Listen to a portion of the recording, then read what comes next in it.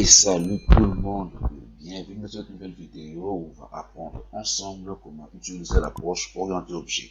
Alors, qu'est-ce que l'approche orientée objet? Donc, il s'agit d'une approche qui a un avantage sur la factorisation et le comportement. C'est comme si on s'imaginait dans un monde réel où les objets se communiquent entre eux, les classes se communiquent entre eux, les objets font appel à d'autres classes et les classes font appel héritent d'autres classes et les classes héritées font appel à d'autres classes. Donc, on va manipuler les objets dans la programmation, dans l'approche orientée objet. Donc, nous allons rester dans un cas très pratique et très simple où on va manipuler les attributs et le constructeur. Donc, supposons que j'ai ici un projet, j'ai un formulaire je nomme formulaire POO, dans lequel j'ai mes 4 champs et je vais inviter l'utilisateur à saisir son nom, son poste et nom, son prénom et son salaire. Alors, une fois que le salaire est saisi, une fois que le bouton est validé, le constructeur va me retourner son nom, son poste et nom, son prénom et les salaires qui seront ensuite multipliés par 2. Donc, tout cela, on va le manipuler dans une classe. Et sans tarder ici, je vais créer ma première classe, ma classe utilisateur, j'enlève le S, utilisateur. Et ici, je vais déclarer les différentes attributs. Les attributs peuvent avoir une portée publique, privée ou protégée. Donc, premièrement, je dis public, je dis nom est une chaîne. Ensuite, j'ai ici poste et nom est une chaîne. Et ici, j'ai prénom est une chaîne. Alors, qu'est-ce qu'une classe? Nous allons voir ici par définition. Une classe est un conteneur qui regroupe des membres, méthodes et attributs qui sont communs à un ensemble d'objets. Donc, dans ma classe ici, j'ai mes méthodes, la méthode qui est publique, donc qui va être accessible depuis ma classe et dans l'ensemble du projet. Ici, j'ai public, j'ai déclaré mes différentes méthodes, attributs, pardon, j'ai nom, poste, nom et puis prénom. Et ici, j'ai une méthode qui est privée, dont je vais, une méthode qui est protégée, donc je vais protéger le salaire. Le salaire est un monétaire. Voilà. Je vais mettre une monétaire. Voilà. J'ai ici mes différentes, j'ai ici ma portée qui est publique, donc qui est accessible dans l'ensemble du projet. J'ai le nom, poste nom et le prénom. Et j'ai ici la portée protégée qui est accessible dans la classe où il est déclaré et puis dans le projet. Donc, dans la structure du code. Et donc, ici, je vais passer maintenant mes différents attributs dans le constructeur.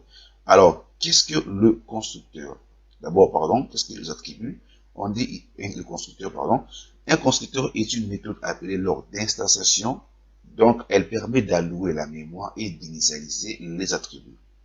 Donc, on va passer ici dans le constructeur nos différents attributs. Nom, poste, nom, prénom et puis salaire. Et ensuite, on va faire directement une vérification. Et cette vérification va passer comme une signature dans nos différents champs positionnés dans le formulaire. Donc ici, dans le constructeur, je fais appel nom, poste nom, prénom et puis salaire.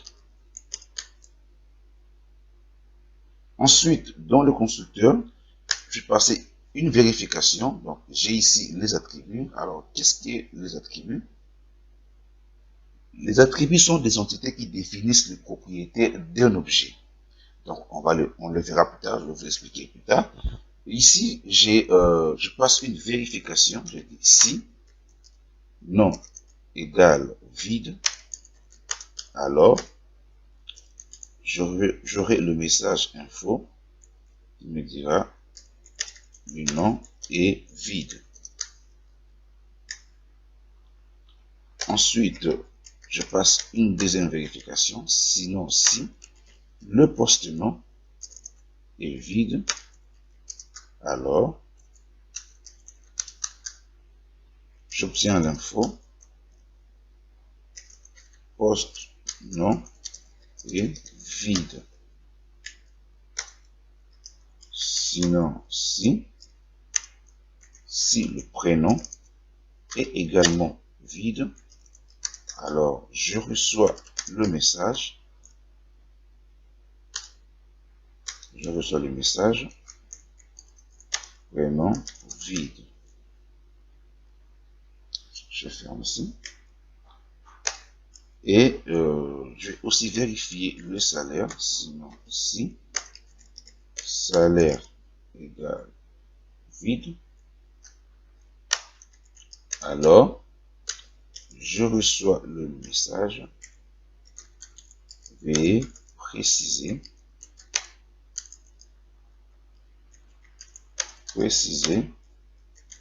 votre salaire.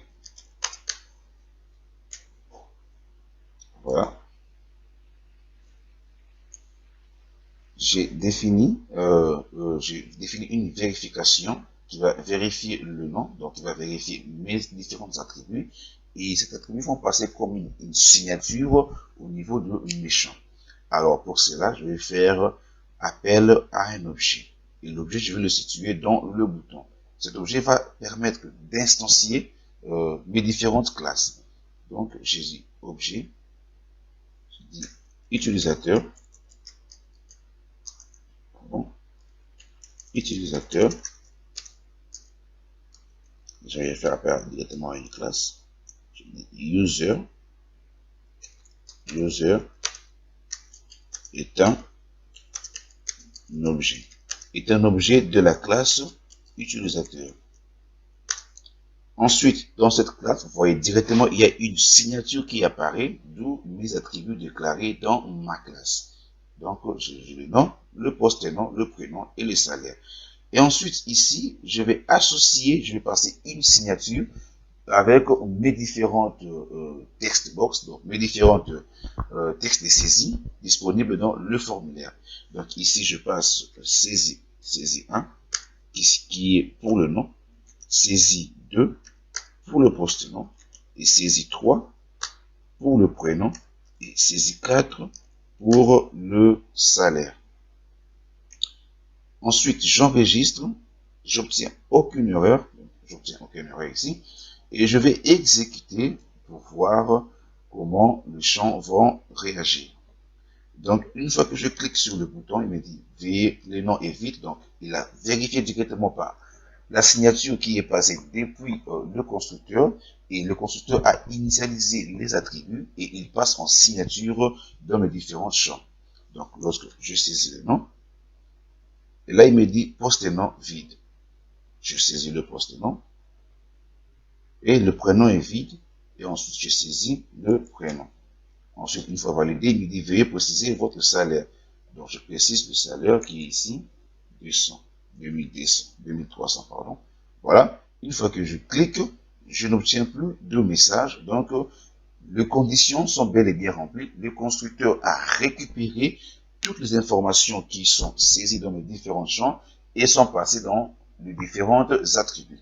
Pour voir ces cas pratiques, nous allons mettre ici un point d'arrêt. Et ici, dans le constructeur, nous allons aussi mettre un point d'arrêt.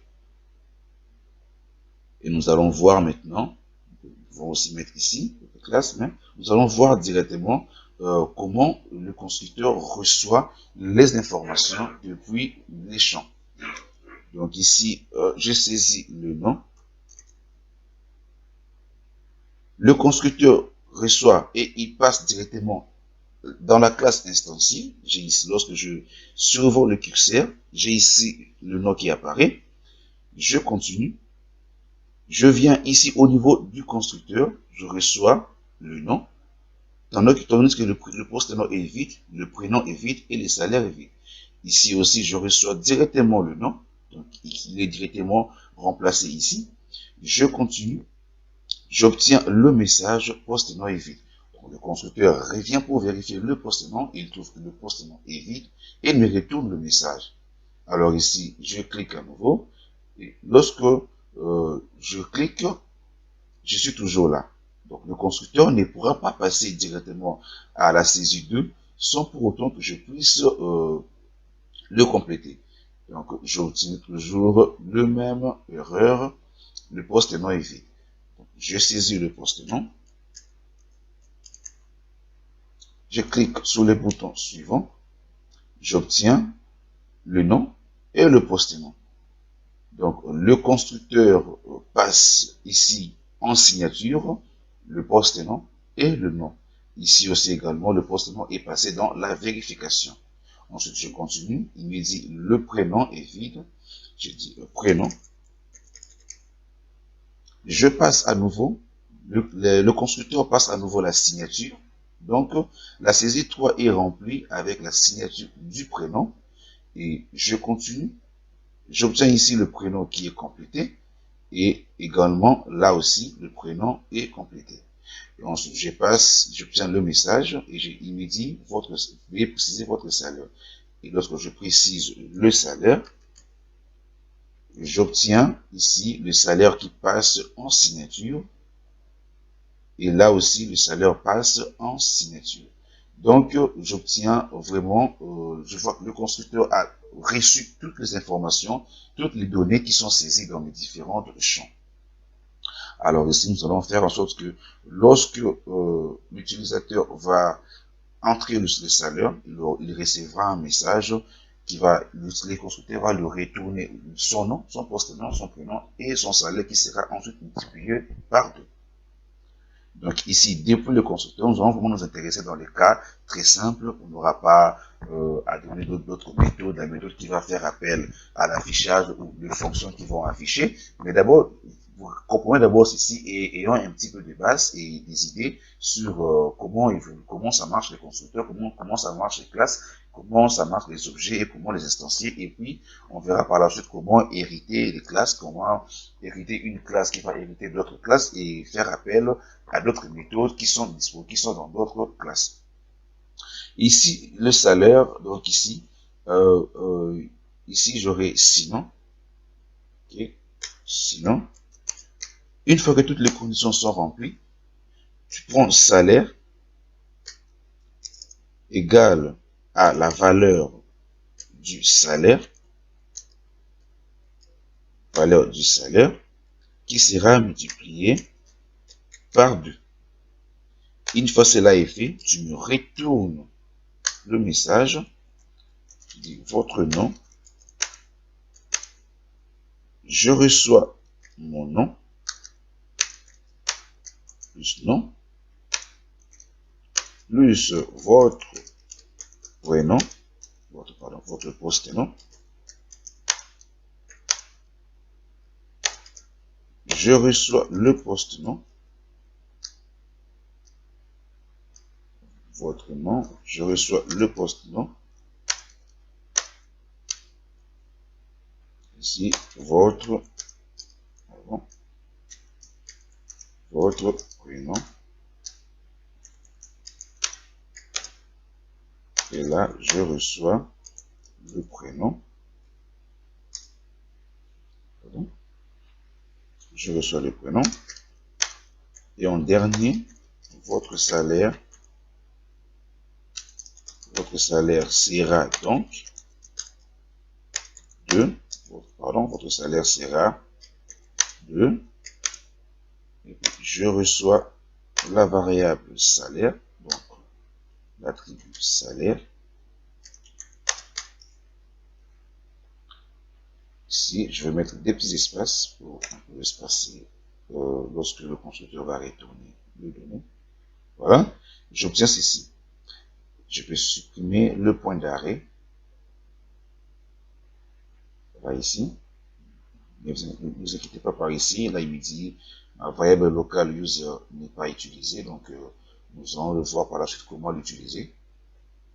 Ici, j'exécute le programme. Voilà, j'ai saisi le nom, le poste nom, le nom, le poste nom, le prénom, Et ici, j'ai saisi le salaire. Le salaire est de 200. Voilà, une fois à nouveau, lorsque je clique sur le bouton, j'obtiens, le constructeur me retourne mes valeurs saisies. J'obtiens mon nom, mon poste-nom, mon prénom et le salaire qui est ensuite multiplié par 2. Donc, le constructeur a reçu les informations et puis il me retourne mes informations saisies. Et donc, l'avantage de la programmation orientée objet, c'est que je peux, donc là, je crée, là, j'ai établi une structure, donc un plan pour qui soit pour application, logiciel ou site.